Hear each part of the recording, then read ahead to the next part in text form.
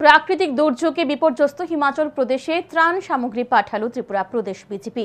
দিল্লি থেকে গাড়ি করে ত্রাণ সামগ্রী পাঠানো হচ্ছে। মঙ্গলবার দিল্লি থেকে সামগ্রী দানের সরাসরি সূচনা করেন প্রদেশ বিজেপি সভাপতি রাজীব ভট্টাচার্য। এদিকে বিকেলে একই সময়ে প্রদেশ বিজেপি কার্যালয়ের সামনে থেকে ত্রাণ সামগ্রী যানের পতাকা নেড়ে সূচনা করেন মুখ্যমন্ত্রী ডাক্তার মানিক সাহা।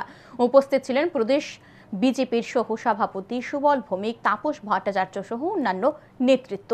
মুখ্যমন্ত্রী এদিন অনুষ্ঠানে বলেন, মানুষের যখন সমস্যা হবে তখন তাদের দিকে হাত বাড়িয়ে দেওয়ার কাজ করা হচ্ছে। তিনি জানান, মুখ্যমন্ত্রী ত্রাণ তহবিল থেকেও হিমাচল প্রদেশে 5 কোটি টাকা দেওয়া হয়েছে, আর প্রদেশ বিজেপির তরফে প্রায় 50 লাখ টাকার সামগ্রী পাঠানো হচ্ছে।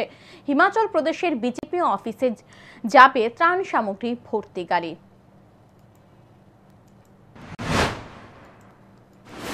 যে মনসুন যেটা শুরু হয়েছে, তো নর্থ ইন্ডিয়াতে সেটা বেশি দেখা গেছে, এবং আমরা দেখেছি পাঞ্জাবে একটু আগে আমাদের মাননীয় সভাপতি বলেছেন, উল্লেখ করেছেন যে হিমাচল প্রদেশ, পাঞ্জাব এইসব জায়গায় বেশি হয়েছে, অন্যান্য প্রদেশও হয়েছে। আপনারা সবাই দেখেছেন আমাদের যশস্বী প্রধানমন্ত্রী নরেন্দ্র মোদীজি পাঞ্জাবে উনি যাওয়ার বিষয়ে আপনারা সবাই জানেন।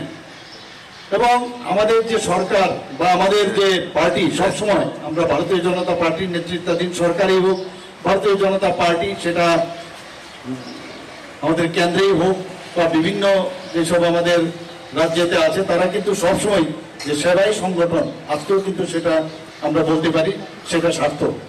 কারণ মানুষের যখন সমস্যা হবে সেই সমস্যার দিকে হাত বাড়ানোই আমাদের উচিত, এবং সেই কাজটা আমরা করছি।